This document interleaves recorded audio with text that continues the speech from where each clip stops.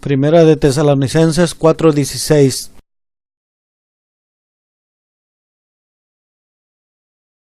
Porque el Señor mismo, con voz de mando, con voz de arcángel y con trompeta de Dios, descenderá del cielo, y los muertos en Cristo resucitarán primero. Primera de Tesalonicenses 4:16. Porque el Señor mismo, con voz de mando, con voz de arcángel y con trompeta de Dios, descenderá del cielo, y los muertos en Cristo resucitarán primero. Primera de Tesalonicenses 4:16.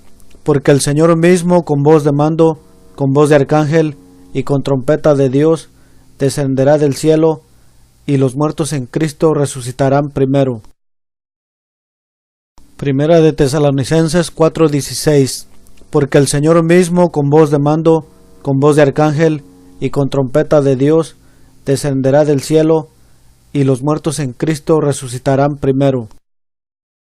Primera de Tesalonicenses 4:16. Porque el Señor mismo, con voz de mando, con voz de arcángel y con trompeta de Dios, descenderá del cielo, y los muertos en Cristo resucitarán primero. Primera de Tesalonicenses 4:16. Porque el Señor mismo, con voz de mando, con voz de arcángel y con trompeta de Dios, descenderá del cielo, y los muertos en Cristo resucitarán primero. Primera de Tesalonicenses 4:16. Porque el Señor mismo, con voz de mando, con voz de arcángel y con trompeta de Dios, descenderá del cielo, y los muertos en Cristo resucitarán primero. Primera de Tesalonicenses 4:16. Porque el Señor mismo, con voz de mando, con voz de arcángel y con trompeta de Dios, descenderá del cielo, y los muertos en Cristo resucitarán primero. Primera de Tesalonicenses 4:16.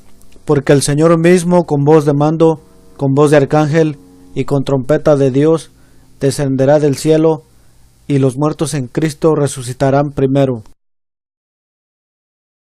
Primera de Tesalonicenses 4:16. Porque el Señor mismo, con voz de mando, con voz de arcángel y con trompeta de Dios, descenderá del cielo, y los muertos en Cristo resucitarán primero.